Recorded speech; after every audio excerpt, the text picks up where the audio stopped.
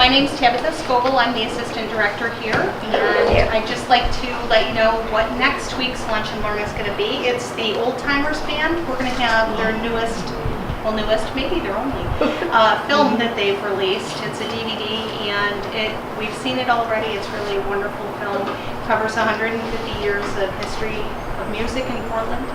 So I encourage you to come to that if you can. If you have a cell phone on you, could you please make sure that it's turned to silent so it doesn't go off during the program?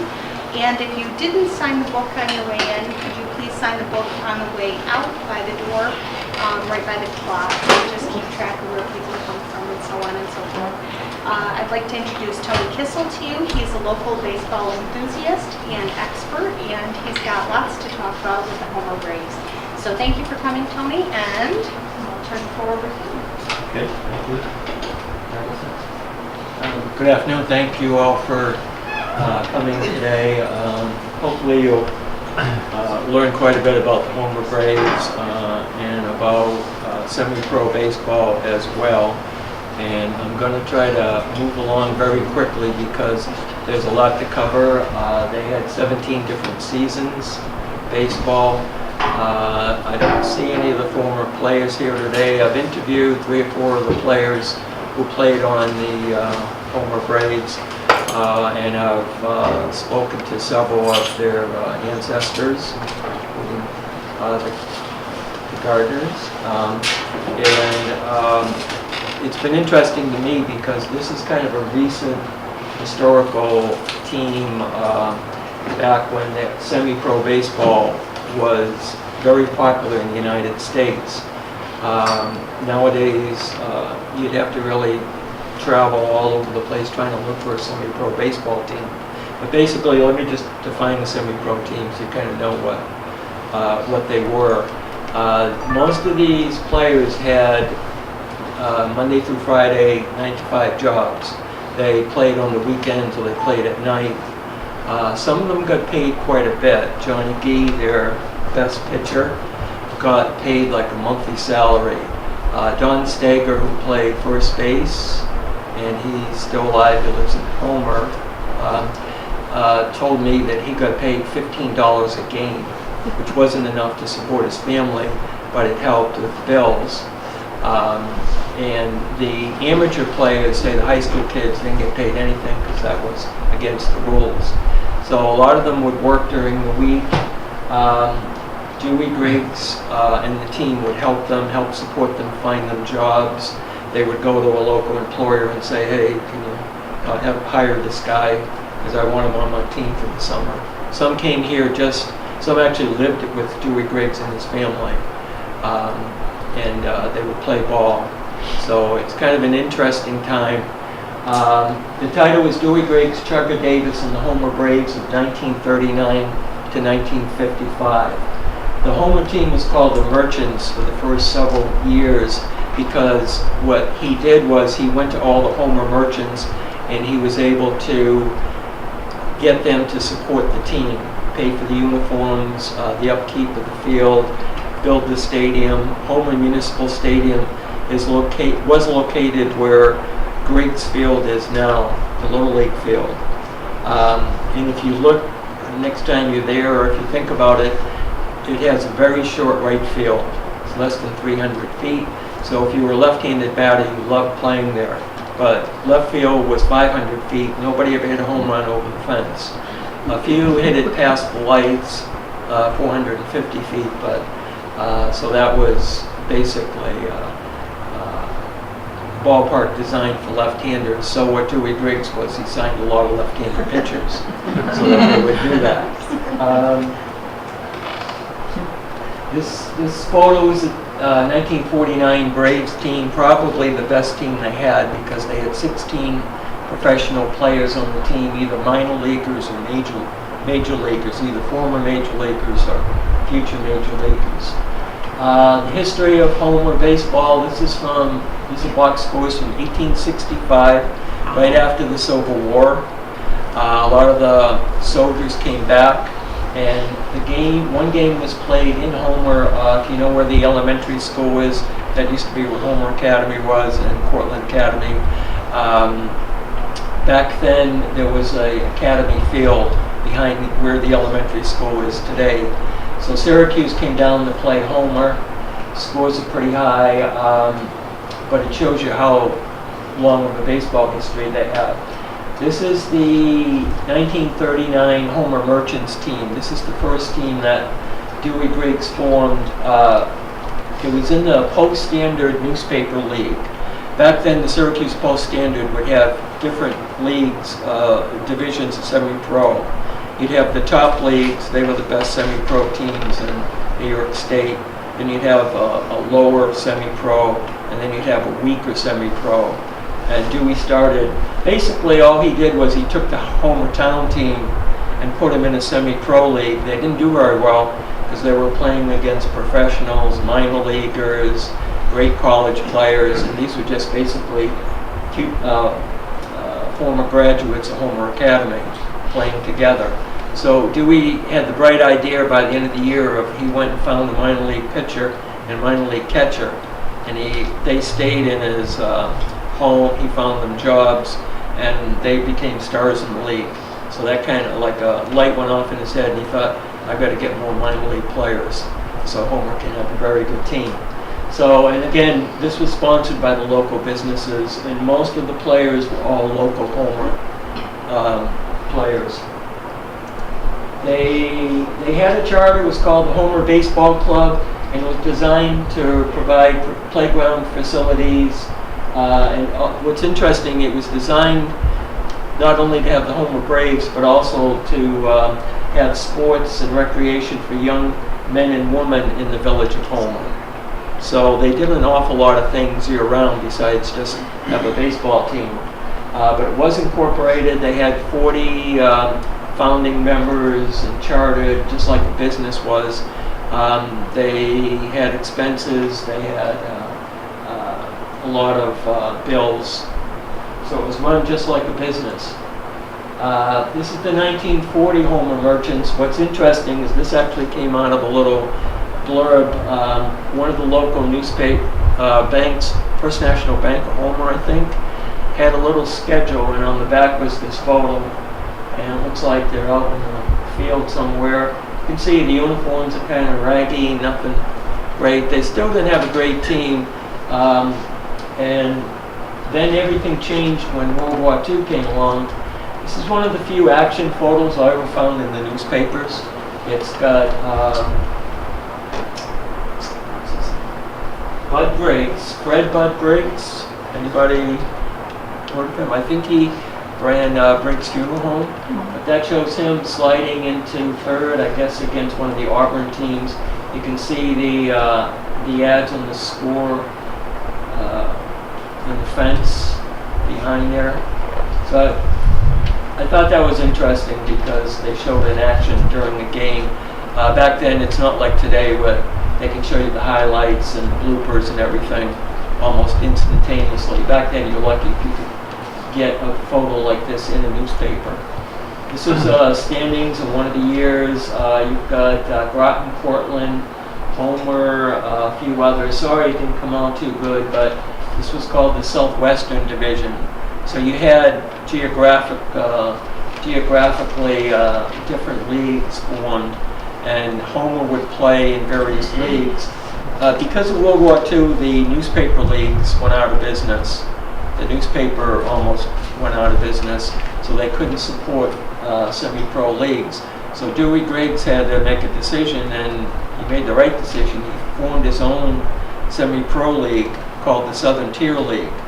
So what happened was Homer was one of the founding members. You had Groton Coronas, Ithaca, Freeville, Sydney, Binghamton, and a few other teams. And his league was around for close to 10 years. Mm-hmm. It did really well, and it thrived. It basically, because it survived through World War II, when all the soldiers came back and all the players got ready and everybody wanted to forget about World War II, baseball was like one of the first things they turned to.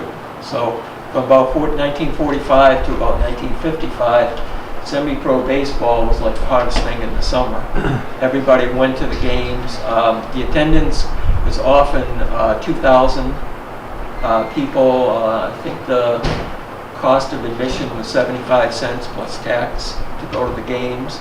The merchants that supported the Homer Braves had their own little box in Municipal Stadium. They would have like a box area where 6 or 8 of them in their family could go and sit there and watch the game, and it cost them money to do that. So it was sort of like as close to a minor league stadium or anything as you could get back then.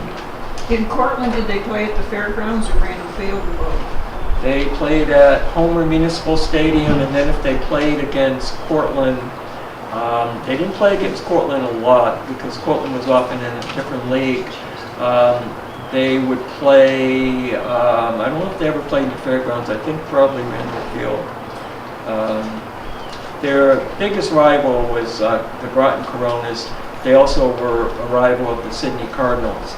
Sydney Cardinals was sponsored by the St. Louis Cardinals, and the Homer Braves were sponsored by the Boston Braves.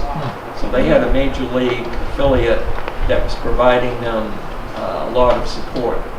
And there was a great pitcher in Sydney, and Homer had Johnny Gee, so there were a lot of great games played between those two teams. This is an early 1940s team. Manager is Chugger Davis, who I will talk about shortly. Dewey Griggs is over here on the right. And you can see uniforms, they all say Homer. This guy has his Quebec uniform, which indicates he probably was a former minor league player, and they couldn't get him a uniform. This is Chugger Davis. All I knew about Chugger Davis was the football field in SUNY Cortland. It was named after him, so I came up with the brilliant deduction that he was the football coach, and he was a football coach. But he was also the basketball coach, the baseball coach. He coached the golf team for a while, and he coached the track team for a while. So, that was his passion.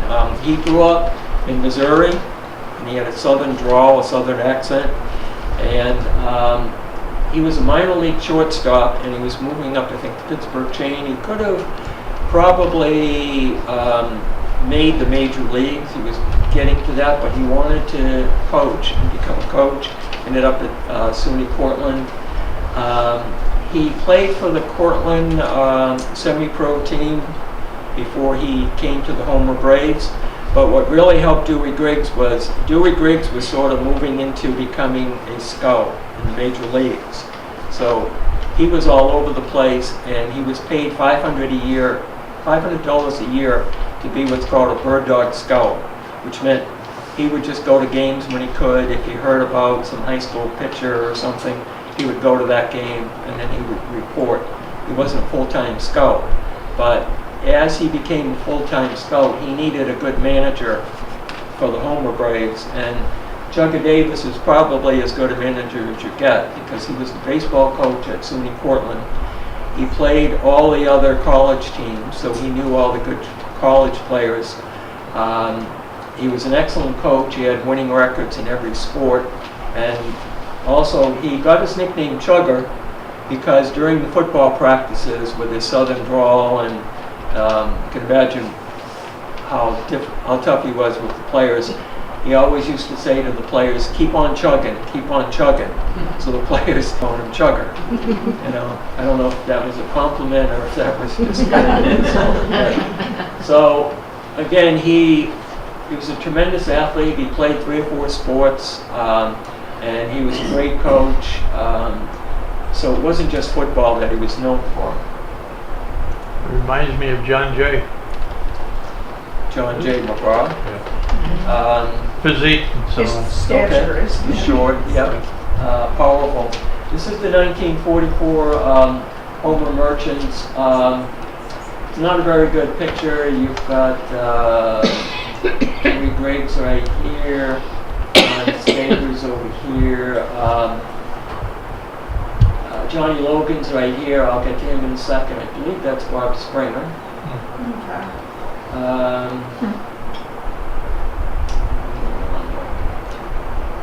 Okay. 1944, February, the Syracuse Chiefs signed 2 Homer ball players, Bob Robert Springer, Bob Springer, and Don Stager. Bob Springer grew up in Homer, and he was a tremendous baseball player and soccer player. He went to SUNY Cortland. He was a All-American goalkeeper for SUNY Cortland soccer team, and he also was a starting pitcher for their baseball team. He played for the Homer Braves, the Merchants. He pitched for the Syracuse Chiefs during World War II, and he broke his ankle in a game, and because of that, his professional career kind of went downhill after that. And many of you probably know that he later was a coach and athletic director at Cincinnati High School for many years. But he was a short, I don't know how tall he was, very short.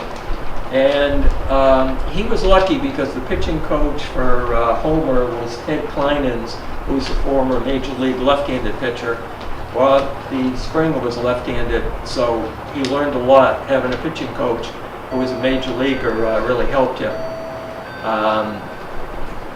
And then Don Stager, when I interviewed Don Stager, he said that he never actually played for Syracuse because what happened was he got his draft notice and he ended up going to Florida, and he ended up going to the service, and when he came back out, he ended up going into the minor leagues, and he used to tell me stories about he played, and I forget what league it was, but somewhere out west, some western league with Montana, Wyoming, Minnesota. They would travel all day in a bus, and he got kind of tired of it, and then when he got married and had a family, he realized minor league baseball wasn't for him. He would never make the majors. So when he came back, a guy with all that experience became a star for the Homer Braves, because going from the minor leagues to semi-pro, I mean, he just stuck right out. Plus he was a left-handed hitter, and that right field fence, I kind of joke, even I could have hit a home run over that right field fence. It was so short. And when you see a picture, you'll see what I'm saying. And that's Johnny Logan. Johnny Logan was from Binghamton. He went to Union Endicott High School. Dewey Griggs recognized him because his brother played against Homer. Johnny Logan was a pretty good athlete. In an interview in the Hall of Fame records, so they keep all the information for players, he mentions that he used to get on the Greyhound bus in Binghamton, ride all the way up to Homer when he was in high school, play the game, get on the bus, and go all the way back to Union Endicott, or where he lived. Dewey couldn't pay him money because he was a high school athlete, so what he did was he bought him a nice pair of baseball cleats so he wouldn't keep falling all over the place. And then at the end of the year, supposedly he may have gotten some money under the table. They always had a banquet at the end of the season. They would have a few speakers, and usually the manager or Dewey would be given money as a thank you, usually by the Merchants. So that was a big thing back then. And Johnny Logan, I always thought he was a maybe from English descent, Irish descent. If you're into genealogy with a name like Logan, you'd figure English, Irish, maybe Scottish. But it turns out his real name was Logan, L-O-G-I-N. His family was from Russia, and his nickname was Yacha, which didn't mean anything unless you translate it. It means keep quiet. So it sounds like when he was a kid, his family told him to keep quiet a lot. He was talkative, so I thought that was kind of funny that he would put that in the interview. And also with Logan, he played, I think, 10 or 12 years with the Milwaukee Braves. Was one of the best shortstops. He was on their World Series team. He was a great player, probably one of the best players that ever played in Cortland County. This is from 1946, after World War II. This is from a little pamphlet they had. It's hard to read, but you've got the outfield here. Jack Tuthill ended up becoming a golf professional. Pitchers, Fricano. Mario Fricano was from SUNY Cortland, from somewhere upstate. Ended up pitching in the major leagues. So trivia, how many if you know anyone who ever went to SUNY Cortland that pitched Major League Baseball, that would be Mario Fricano. This guy Ryan, I think he pitched for the Groton Coronas before this. Kleinens was a former Major League pitcher, and you got Bobby Springer. You can see how short he is. Maybe 5'3", which is unusual for a pitcher.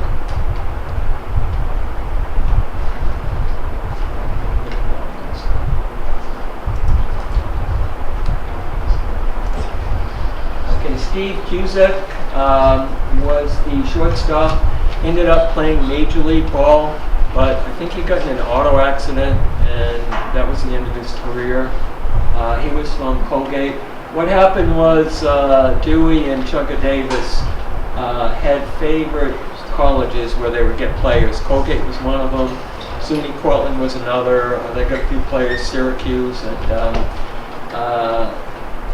never really got anyone from Ithaca or Cornell that I'm aware of. Charlie Fitzgerald married one of Dewey's daughters. He was a minor league second baseman. Johnny Logan, later in his career, said that the best second baseman he ever played with as far as defense was Charlie Fitzgerald for Homer. So again, he had a family, so he ended up just playing a few seasons in minor league ball. And Joe Petrella, I don't know if who was related to as far as the Petrella family, but His only living sibling lives next door to me. She's 96. okay. She speaks about it frequently. Okay, and he played minor league ball. John Tuthill, or Jack Tuthill, was the golf pro. Pretty good baseball player too. Hank Palekis from Colgate. Mel Alice, his ancestors have contacted me. He was from Homer High. It was pretty good that he didn't really have any professional experience, but yet he was one of the catchers. And here's the ballpark. You can see the stadium lights. And this is from 1946. You can see all the ads on the fences. And you can see all the how packed the stands are down the third baseline. I like this picture because it kind of shows a lot. You see the lights. Behind the grandstand here is Hudson Street, if you've ever been there. And you've got the mound, you've got the first base coach, you've got down first baseline, you've got all the fans, you've got all the fans over here. The box seats are probably like right there. Again, the stadium held 2,000, maybe 2,500. And it's one of the few stadiums around that have lights, and it was called Homeland Municipal Stadium. And there's another picture. This picture here, I included it because the Homer High School baseball players supposedly were just standing here during this game, just watching it. I guess they had finished the game or practice and decided to come. And that came from Homer Town Village. In order to get those lights, the lights cost $10,000, which back in 1946 was a lot of money. So the people were used to donating money for World War II. So they had bonds, $10 a bond would get you a share. And they ended up selling 1,000 of them. They raised the $10,000 for the lights, and everybody supposedly got 2% interest. So you could see the enthusiasm of so many people willing to pay to support the lights to have night baseball. And that ad is from the Cortland Standard. Here's the configuration of the ballpark. You can see left field goes on forever. It goes all the way down the street.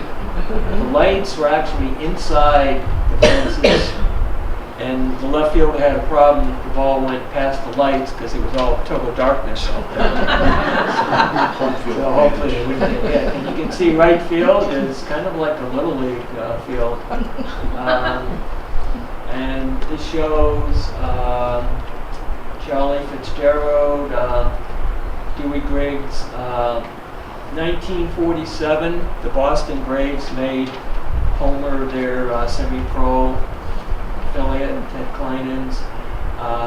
What that meant was they wore uniforms. They took the old Boston Braves team uniforms and they wore them. So you'll see like a number, and that would have been like a major league player's uniform. They helped with the field, bats, supplies, training, and it was perfect for Dewey Griggs and for the Homer Braves because if they had a good young player, the Boston Braves was going to sign him. So Dewey ended up, he was a mailman in Homer. He was a letter carrier, and what he did was he quit his job with the post office, became a full-time scout with the Boston Braves, and then the Milwaukee Braves, later Philadelphia. And that meant he really couldn't be doing too much in summer with the team, so he let everyone else take care of the team. Here's a gentleman, Carol Anstead. He passed away this year. I think he was like 93 or 94. He was the catcher. Somebody mentioned Johnny Gee, a pitcher. Well, Carol Anstead was his catcher. And he told me one story that Johnny Gee had a no-hitter. It was near the end of the game. And one of the players for either a Puerto Rican or a black baseball team bunted on him and beat the throw to first base. And Johnny Gee was really upset because that busted his no-hitter. And then in the ninth inning, the player came up again, and Carol Anstead, the catcher, could sense Johnny Gee was going to hit him. And they didn't wear helmets back then, so if you hit him in the head, he could kill him. And Carol Anstead went out and begged him for like 5 minutes, don't hit him, we're going to have a riot, it'll be a big fight. So what, he got a hit. Well, so finally he talked him out of hitting him, and so I guess Johnny Gee ended up with a one-hitter. But Carol went into become a stockbroker, and he gave $100,000 to Olean's Little League. And Olean's always had a super Little League ever since that. And he's supported the Little League for years. He worked from home right up until the day he died in his 90s. And he was very proud of that, telling me about all he did in the stock market that day in his 90s. And so it was kind of interesting. He had played, I think he was a catcher for either the Army or the Naval Academy and the minor leagues too. So I include that because it was kind of nice of him to do all that. Some of the teams that came as Homer got better and better, and with the night ball games, here's the Black Yankees taking the leading Homer Braves. They would advertise it at night. So some of the Negro League teams back then would come up here up to Homer in the middle of nowhere to play against the Homer Braves. Minnie Manelso, as a kid, I remember seeing Minnie Manelso with Chicago. I'm a Red Sox fan, so he was always on the other teams. Some people think he should be in the Hall of Fame. He played on one of the black teams here. Willie Mays hit a home run off of Johnny Gee, and it was a really good game, and the final score was like 4-3, and Willie Mays did really well. He's like the only one that could hit Johnny Gee that day. This is Zip Northrop. He was with the Homer Braves for a couple of years. If you've ever watched the movie 12 Years a Slave about Solomon Northrop, I mentioned something in the Homer News. It took me a while to figure out that he was a relative. I think he's the grandson of Solomon Northrop. His father was also called Zip Northrop and pitched for the Cuban Giants. He was a pretty good third baseman for Homer, and he came from Port Byron. And he just played baseball because he liked it, he loved it. And so Dewey had no problem with signing black ball players back then, which a lot of teams wouldn't do, and this is in the 40s when he's playing. Okay, an Italian paper publicized a game from 1948 in September. There was a game between Homer and the Groton Coronas. The game lasted 22 innings. The final score was Homer nothing, Groton nothing. The game started around 3 in the afternoon, and it got over when it got too dark to play, like 9 or 10 o'clock at night. 22 innings. Homer's pitcher was Johnny Gee. He pitched the entire game. Groton's pitcher was Duke Erickson.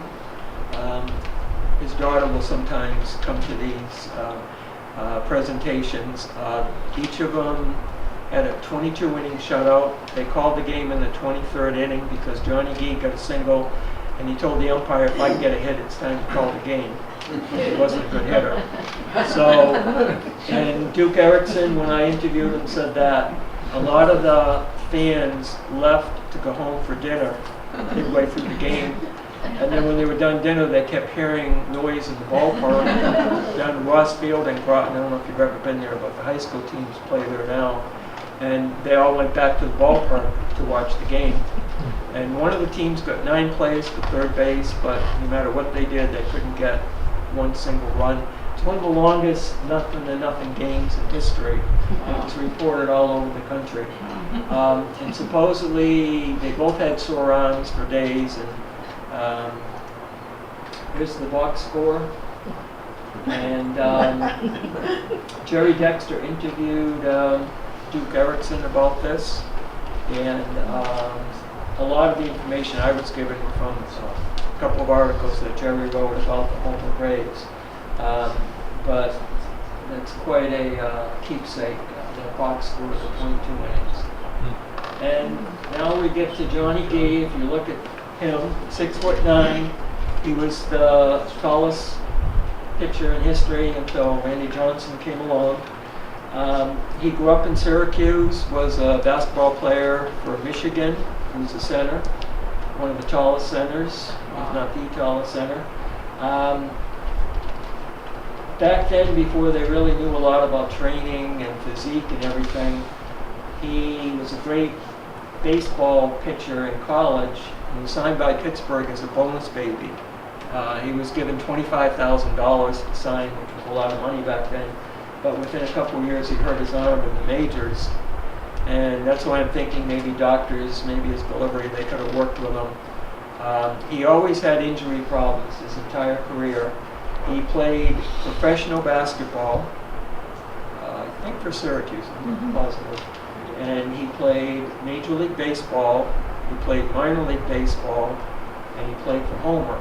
So Homer was getting quite a deal. They basically had a major league pitcher who was left-handed who could take care of the left-handed batters. Plus, he was very intimidating. He wasn't afraid to throw inside or hit a batter. And he was 6'9", and the catcher said that when he got through delivering the ball, it was like his hand was right at home plate because he was so lanky. His record with Homer was 60 wins and 16 losses, and like today, he averaged like 12 or 13 or 14 strikeouts every game. When he was on, nobody could hit him, and he would join Homer. He would leave to pitch minor league ball, come back. He never could figure. He always wanted to get back to the majors. He never could. He had a tryout with I think the New York Giants. He refused to go to their minor leagues. Came back to Homer. So he always wanted to pitch major league ball, and it's kind of too bad. And here's another one. Can Johnny stop Cheryl? That was one of their teams in the league. It's a picture of him. This is probably the best team Homer ever had. The 1949 Homer Braves. They won 49 games, lost 20. They were undefeated in the playoffs. They had 16 former minor league or major league players on the team. They were incredible. Most of the teams that were not in the league that they played were semi-pro or minor league. So that was kind of like the highlights of Homer. A couple of other players, Jack Tudhill, again, golf pro. I like this guy's name, Slivers Slavinsky. he was the halfback for Syracuse football. He's one of the few Syracuse players. Syracuse had a baseball team, so he played on the Syracuse team. I think Ted Kleinens was the manager. As a halfback, he scored the only touchdown of a game in the snow. Syracuse beat some other team 6-0, and he ran like a 70-yard touchdown in the snow. So that was his claim to fame in football. But in baseball, he was like a terror on the bases. He could bunt, steal. He played center field. He could catch off. He was a ball hawk. Great hitter. And he ended up becoming the athletic director, I think, at Bates College in Maine. Like Chugger Davis, they named all kinds of buildings and fields for him. So that was a great signing to get somebody like him. And they would do clinics in the summertime. This is Chugger Davis. These are Cortland kids, and they name all the kids back then. This is a picture from the 1950s. By now, the Homer semi-pro team is starting to go a little bit downhill. Homer hosted the semi-pro playoffs, and the winner was going to go on to the finals in New York State. And there were several teams in the playoffs, and Homer went to the finals, and they lost to, I think, Manoa. They still had a pretty good team.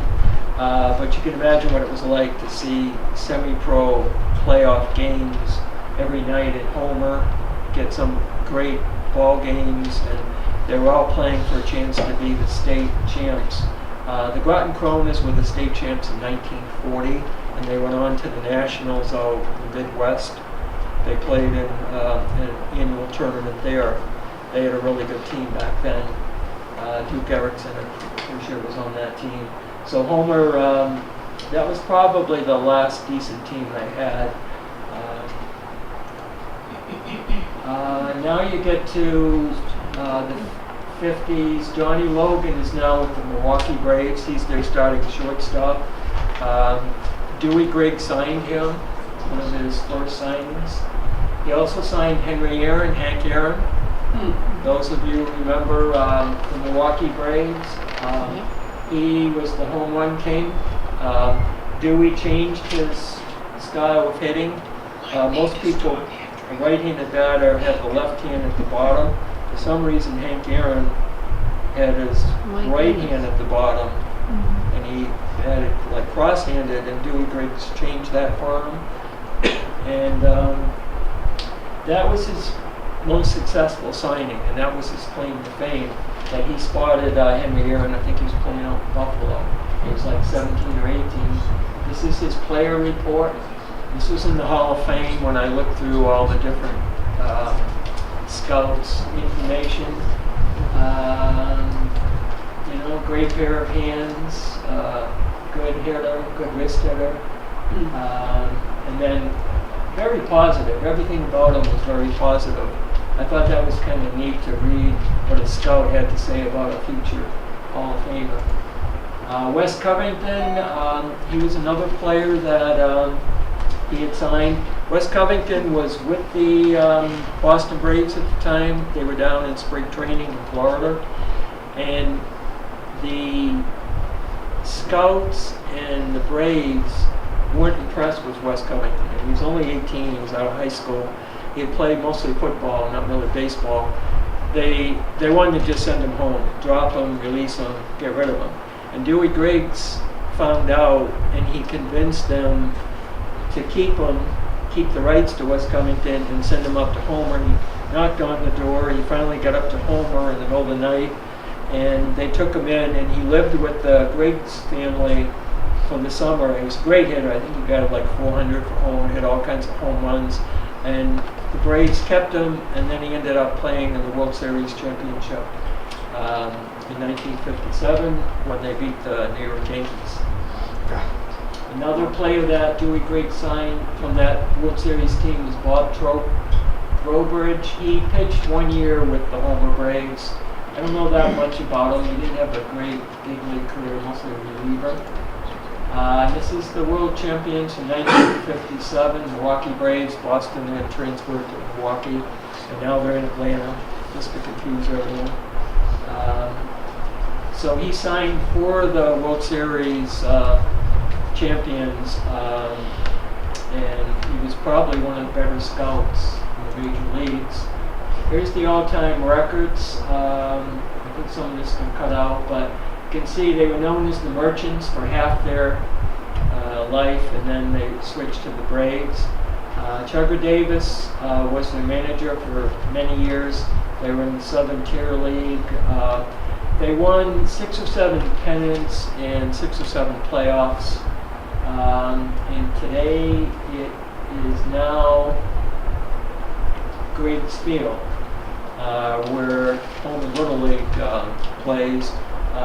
My son played there, my grandson played there, and a lot of times when I was coaching, I would just sit there and I'd kind of try to figure out where right field would have been the fence, where left field was, and just try to figure out how they would get 2,000 people in that little area. You know, none of it made any sense to me. They had a concession stand, the games were on the radio, so a lot of people could listen. So you're probably wondering, well, what happened? What happened was television became more and more popular. As I was reading the newspapers, every week they would say there were 300,000 TVs sold in the United States last week. The ratings for the #1 TV shows were like doubling. Everyone in a town was getting a TV, and if you know, like anything new, like a computer or something, became like the fashion. People were staying home. They weren't going to the night games anymore. They weren't going on the weekends. A lot of the ball players were retiring. Nobody wanted to play semi-pro. Finally, in 1956, they didn't even want to start a team. There was no interest. There was no league. The leagues just all died. Semi-pro baseball kind of ended. Nowadays, when a good high school kid graduates from high school, he doesn't play in college. That's about it. He may end up playing fast pitch softball, slow pitch softball in one of the local leagues, but there isn't a fast pitch baseball league around here or team. I think there's one in Syracuse, might be one in Binghamton. So you got to do a lot of looking and stuff. So it was kind of an era that came and went, but the Homer Youth Program has been strong ever since, and part of it is because of that. And Dewey Griggs probably will end up being recognized locally for all the work he did, because basically this was all his idea. He could have stayed in the post office, or he could have just said, well, I don't want to coach the team anymore. But he kept at it. But there were a lot of great players, great games, great teams, and they used to take buses from Homer, like to Sydney or to other places for the games, and the players would be on one bus, and then they would get 1 or 2 other buses. They would go down to Briggs Cadillac, and they would all leave on the buses, go watch the game, and come back on the buses. That's how popular it was. That's going to be it for me. Also, I'm working on a book about John McGraw. It's just about ready. Hopefully I'll get it published. If you're ever interested, it's going to be about his teenage years in Truxton.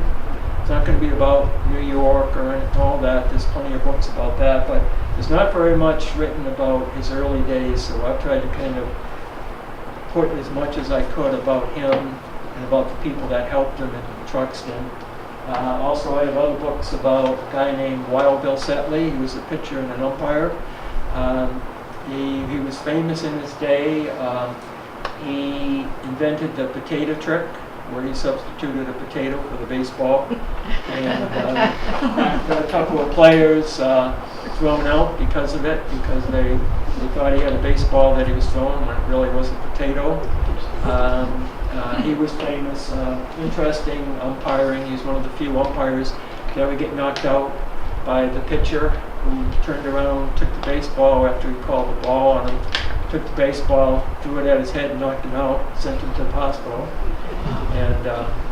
And one story about the Texas League, a batter hit the ball way up in the air in a pop-up, and one of the fans in the Texas stands took out their .6 gun and shot the ball. So, that, and, but does anyone have any questions about anything that I covered, or the players, or anything? You're very knowledgeable of your subject. Thank you very much. Yeah, Ken, you mentioned the baseball field. Is that in Homer? Yes. Under the lights that night? Like Greeks Field. It's on Now, Hudson where's Street. that located? Across from Forest Fisheries, if you take the left there. And It's on Creel Road. The old Mike contract. About a block out on Creel Road. Yeah, Mike Rod Racing took over that field a few years after that. What was the typical price for admission to a game? Did they sell season passes and things like that? I think they did. The admission was 75 cents, and I think 8 cents state tax. They had to add the tax. Did they sell beer at the games? That's a good question. I don't know. I don't know if they had a lot of concessions. I don't have a lot of like memorabilia. I'd love to get like a scorebook. I mean, they're around somewhere. Jared doesn't have one? I don't know. What about uniforms? Do you have uniforms? If you go to the Living History Center in Homer, they have one, and what's interesting, it's got the player's number, but because it was a Boston Braves uniform, the uniform they have, the number would have been a Boston Braves player, and it was worn by somebody from Homer Braves. That's the uniform that they had. They have a few bats and a little bit of information.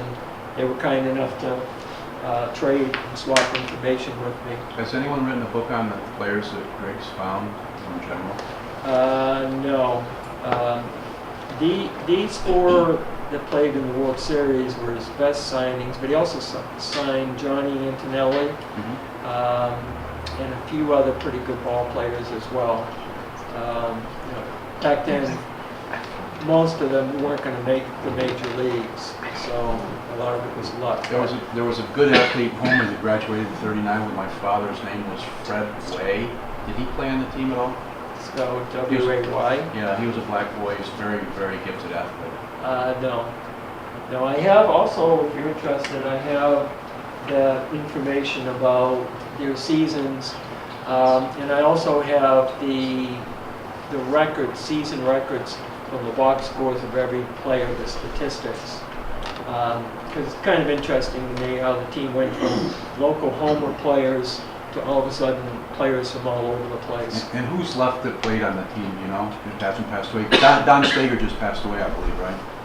Don Stager, he didn't pass away? I thought he passed away recently. Yeah, I don't know if he has, but I've talked to him.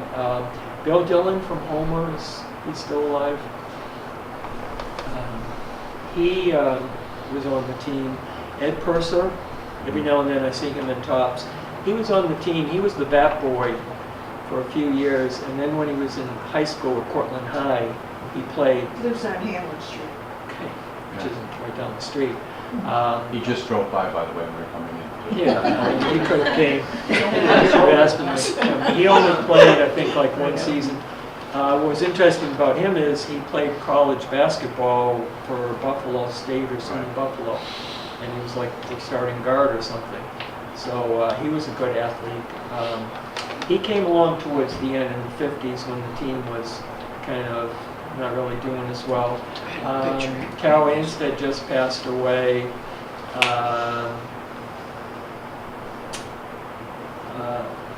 Kurt Gardner, when did he pass away? Was it 4 years ago. 4 years ago. So any of the players would have been in their 90s now. They're still alive. Right. So it's kind of unfortunate that something wasn't done 20, 30, 40 years ago. Louis, did you ever go to a game as a child? Yeah, I went to a lot. Did you? We used to ride our bikes up over Bensville. Locust Hill, come down Hudson Street. Okay. I saw a scorecard there with Willie Mays, his name was Willis Mays on the scorecard. We used to stand outside and get the foul balls and bring them in. That's how we got in. We didn't have 75 cents. They'd give us money for it. Nowadays, they collect the balls, but we used to bring them in. That was our entrance into the league. Yeah, and you could think, I mean, you've got the street right there, so a lot of the foul balls, I mean, you're right there. And that short right field at Logan, he'd hit it over that fence every time we were off the fence. Yep, He was Johnny Logan over there. yep, yep. And so it's kind of interesting because you had high school players, college players, local players, ringers like minor leaguers who come in, former major leaguers, future major leaguers. You might have a 16-year-old playing next to a 38-year-old. So, and also Chugger Davis, someone told me that when he used to run out to play third base, he used to run out from the dugout and do a somersault because he was very athletic, and he would do a somersault on his way out to third base. So that was for a front flip or something. So I thought that was kind of neat. I think there are probably a lot of kids or people that remember John D. up at high school and how formidable he would look. You didn't misbehave when you were at the high school when John D. was principal. No. He said, sit down and shut up. And they did. I have a program of the Homer Braves and McGraw when they played each other, and it lists the players and who sponsored each player. And it's interesting because most of the program is made up of advertising of the merchants that were sponsoring the Homer Braves and the McGraw team. Sure. McGraw had a pretty good town team. I don't know if it was ever semi-pro. No, the other name was Tom. I noticed you have town teams listed in one of those columns, and it was even Groton/Pruville. Well, Yep. if you sneeze or close your eye for a minute, you wouldn't know where Pruville was anyway, so. Right. Had no clue where the baseball diamond was. And Freeville had a team too, which is in the middle of nowhere. I didn't know where their diamond would be either. Ithaca had a lot of different teams. And I guess John Steger mentioned he played semi-pro or for Ithaca City League too. And he would make some money there too. So you didn't get paid a lot to do all this. So. Is this John Stager from the Colebrook Road? Yes. Yep. Yeah, maybe he didn't pass away. Maybe they just had a significant wedding anniversary. Maybe they had their 65th or 70th wedding anniversary. His wife Connie, I know She did a lot of work in the Historical Society Yeah. for us years ago. yeah. So, but I used to be their insurance agent 36 years ago. When they were young and I was young. And he had mentioned the Homer Braves and about playing minor league ball. And it kind of went in one ear, right out the other. And then 20 years later, all of a sudden I thought, I should do something, learn some more about that. So. Do you know if they had any reason for that company to be in Homer as well as the Homer Braves? Was there a relationship between the team and the bat manufacturer up on Route 11? Probably not. I think they had some kind of a deal with the major league clubs or with the major bat companies. I've never been able to get too much information about them, but I don't think it had too much to do with Homer. I mean, that's all I'm 64 years old. That's all we had as children was Comet bats. I mean, we didn't have Louisville Sluggers. We had Comet bats, and somebody brought a Louisville Slugger. We got thrown over the fence up at the elementary school where we played our baseball with prop bats. The Living History Center, I think, may have a bat or two. It would be interesting to see if they're common bats, Louisville Sluggers, or what kind of bat they use. But pretty sure they have one or two in one of their cases. I have a couple of Homer bats. Comet.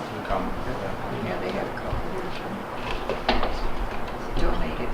So again, if anyone's interested, you're welcome to take one of these. And there's 40 charter members in the Homer Baseball Club, which was a lot of the people that backed baseball team, business people. Again, if anybody ever finds information or something, I'd always be willing to get more information because never been able to find a lot of the things that I'd like to find. Some of the team pictures, a lot of them came from Jerry Dexter, but I think the Homer Historical Society probably should get some more, as well as Cortland. If you're ever interested in your John Jay book, I would be first in line to purchase one. I'll But definitely publicize it. It should be soon because I want to kind of put this. I have when the Giants played in Truxton in 1938, I have a program with all the autographs of the players that played with the Giants and the local team. I'd be interested in showing it to you if you want. Okay, sure. If I could ever. A very good friend that is sitting in the audience here. I stole it from her. Okay. Still laughing. Okay. She's still laughing. I had a feeling that was going to come. I have a little question, just kind of random. It was such a big deal and so well organized and so popular. Did any real famous baseball players come here kind of as an attraction to sign autographs and stuff? Like Babe Ruth or... The major league teams did come, but a lot of the teams Giants that did. played, yeah. I mean, the Giants did because of John Jay. They gave their uniforms to the Homer's players. played a lot of teams that had former major league players on them, or future major league stars, because they played hundreds of teams. And again, they had a lot of the players from the Negro leagues that came. You had players from semi-pro teams like from New York City and elsewhere. A lot of the pitchers were great pitchers, but it's kind of off the beaten trail here as far as a lot of the, say, superstars. The thing that made me ask is my cousin was the private nurse to Babe Ruth. And she traveled with him a lot to these small towns all around because he just loved the kids so much. And because he'd been an orphan. And so your presentation was excellent, and it just started making me think, gee, I wonder if he traveled around, or I wonder if there was a circuit of like the famous ones after they retired. Well, John Morgan used to have the dinner that he did once a year that he brought. He did bring somebody in as like the guest speaker. Right. And there'd be a famous player or two here, and they would sign, and the kids would go. That was just the Elks, I think, right? Something like that, They yeah. did the same thing over in Auburn too, when I was a child growing up, with football players and baseball players from 50s and 60s. Years ago, they used to barnstorm after the major league season finished to earn extra money. So a lot of teams did come to small communities throughout the United States. Somebody from Cincinnati had mentioned they think Babe Ruth may have come near one time for autographs, but they weren't sure. So that would take a lot of digging and looking up to try to figure it out. You have to find more old people. Yeah. If you haven't seen it before, I'll close this door, and we do have our John J. McGraw uniform on part of it on display. Also, if you're interested in baseball and you'd really like to help support us, this September 19th, we're having our second fundraising dinner. It's $50 admission, but half of that price is tax deductible. And we're going to be talking about Cortland's great baseball players. And they're working on some entertainment. It's sure to be a really fun night. Last year we did music with the Dillon Brothers, and everybody had a great time. Are you going? So if you're Absolutely. interested, definitely see us. I have tickets. There's posters. If you want to help sponsor it, there's all sorts of ways you can help. But definitely check out the uniform also. It's really we're very lucky to have it in our collection. Thank you. Thank you, John.